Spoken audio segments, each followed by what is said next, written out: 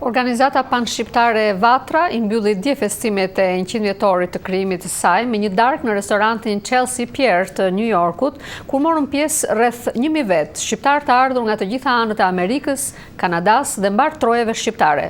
Kolegu ynë Astrid Lulushi sjell hollësit. Chelsea Pier është një lloj restoranti në brigjet e New Yorkut që rezervohet veçanërisht për vimtari me pjesëmarrës të shumtë. Për darkën e mbrëmshme me rastin e 100-vjetorit të Vatrës, organizatorët kishin vite që punonin.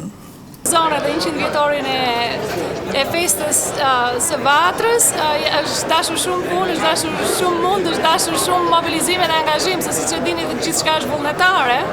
Edhe njerëzit antarët e Vatrës, sidomos këta që kanë qenë këtu në New York, kanë punuar jashtë mase duke angazhuar ditë e natë me komunikime, me prezencë fizike, me komunikime me të gjithë shqiptarët nga të gjitha trevat siç kanë ardhur, por edhe me njerëzit këtu, se nuk ka qenë lehtë për të organizuar dhe për të sjellë të gjitha së bashku.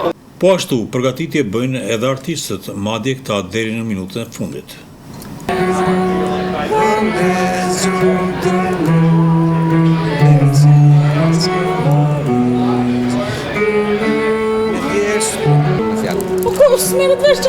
Ndihem e nderuar që marr pjesë në 100-vjetorin e shoqatës Vatra, për vetë faktin se ka 100 vjet që ekzistojnë burra, që e kanë ndërtuar ose e kanë, le të themi, mbajtur gjallë të shoqat. Sot ndihem mirë pasi ndihem pak pjesë e kësaj shoqate edhe unë podium. 100-vjetori i Vatrës përkon me 100-vjetorin e pavarësisë së Shqipërisë, kështu që unë do të thosha është një festë e madhe për gjithë shqiptarët. Kjo do të festohet në gjitha trevat shqiptare, ne këtu në komunitetin Amerikë festojmë në mënyrën tonë. Besoj se do të jetë një mbrëmje madhështore, ashtu siç ishte edhe konferenca atje. Unë uroj që njerëzit të kënaqen, këtu do të marrin pjesë këngëtarë me emër.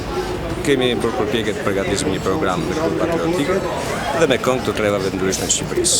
Ju uroj gjithë aktivitetin të këngësimit. Ndërsa tryezat shtroheshin, të ftuarit rreth 1000 vet kalonin kohën duke provuar pije të ndryshme dhe duke u njohur me njëri tjetrin. Pjesëmarrësit në mbrëmje i përshëndetën shumë personalitete, përfshi presidentin e Kosovës Atifete Jajaga, e cila kishte dërguar telegram. Presidenti i Kosovës i uroi Vatrës së 100-vjetorin, duke falenderuar për kontributin e të çmuar në forcimin e marrëdhënieve midis Amerikës dhe mbarkombit shqiptar. I pranishëm në darkë ishte edhe ambasadori i Shteteve të Bashkuara në Shqipëri, Aleksandar Arvizu. Ndodhej edhe ligjvënësi i njohur nga New Yorku, Elliot Engel, nismëtari dhe kryetari i grupit të ligjvënësve amerikanë që kujdesen për çështjet shqiptare. Pas përshëndetjeve të rastit, darka, këngët dhe vallet vazhduan deri natën vonë. Dhe ishte këngëtari Gëzim Nikaj që ngriti peshë zemrat e pjesëmarrësve. Astrid Lulushi, Zëri i Amerikës, New York.